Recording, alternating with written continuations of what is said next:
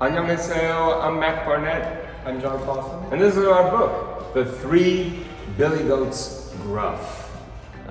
It's about a troll who lives under a bridge and tries to eat all the main characters. We hope you like reading it. 감사합니다.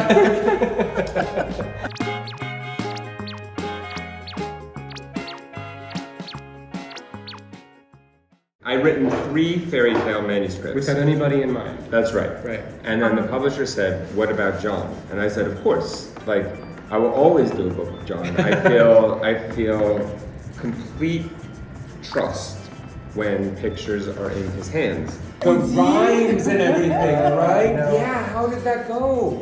He goes, "I'm so smart and fun and handsome." So all these fairy tales had to be made into picture books, right? When these stories were first told, there were no pictures. So I was thinking about what would work well with images. And this one's really about size. Small, medium, and big. That would be really fun to see in pictures. And in fact, something that we could do in pictures that no other version had done before is we could do small, medium, and ridiculously enormous. John makes a good point about this story and how it works as a structure and that it's a joke. Yeah, and it's really more about how you tell a joke than how you tell a story. It's more in common with a joke than a story. And so pacing it was very fun that way, splitting up the text and prolonging the satisfaction of punishing the troll for as long as we could. I don't know of very many stories that's the structure. We find it very difficult to translate all these French The rhymes and everything, right? Yeah, how did that go? We are still struggling. Yes. How did it go with the translation? Are you happy with where you landed? I translated it actually. Really?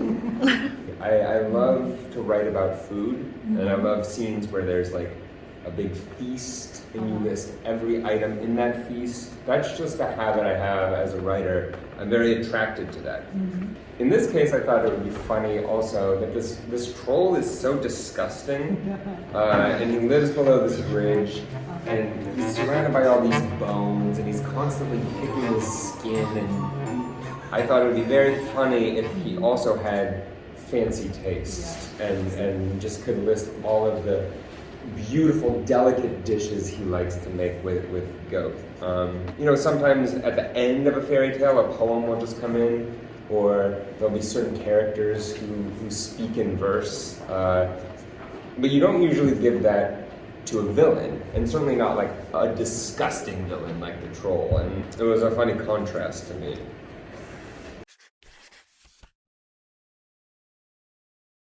We really get to know the troll better than we get to know any other character. It's very strange, right? The goats are the good guys, but they just pass through.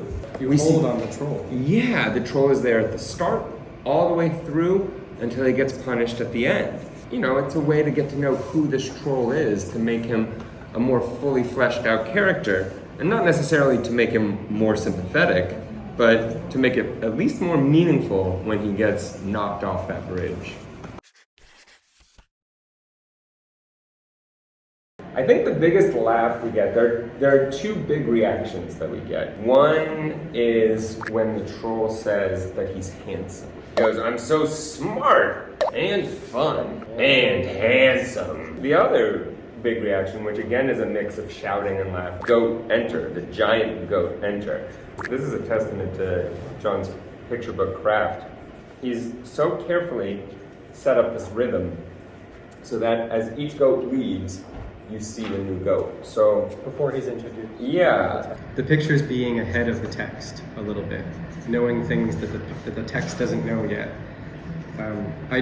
I usually try and find a way as an illustrator to either be ahead of the text or behind the text, but never right with it. It's not interesting because that's redundant, the same thing. The text that's over it is still talking about the troll, But the camera, or my illustration, has moved on. It's almost a way of finally disrespecting the troll one more time. Because I don't know what's happened. we don't know, we don't really care what's happened. I think that's my favorite move in the book, is that we go back here before we're done talking about the troll. Maybe not the funniest, although I do think this picture is very funny too. This one? But John and I have the same favorite image in the book, which is the image on this poster. So I don't know, when John first sent this to me, I just found it very moving.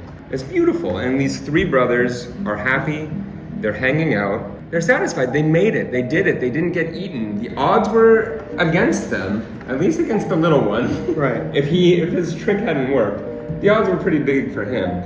But that they're all three together, happy, eating, loving each other, you almost forget about the ridiculous scale, because that is a weird group.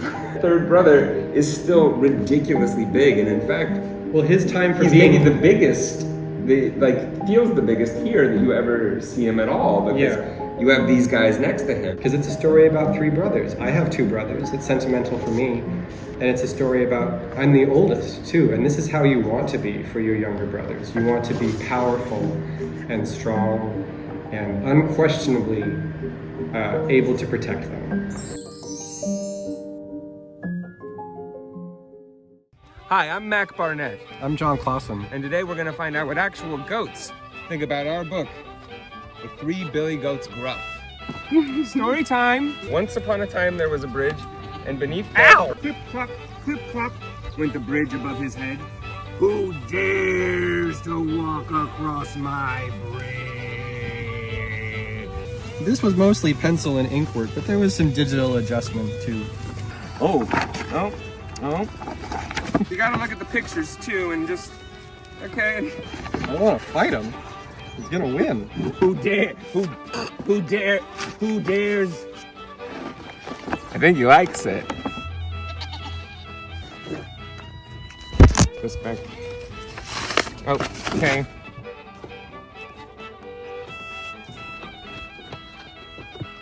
I think that went well.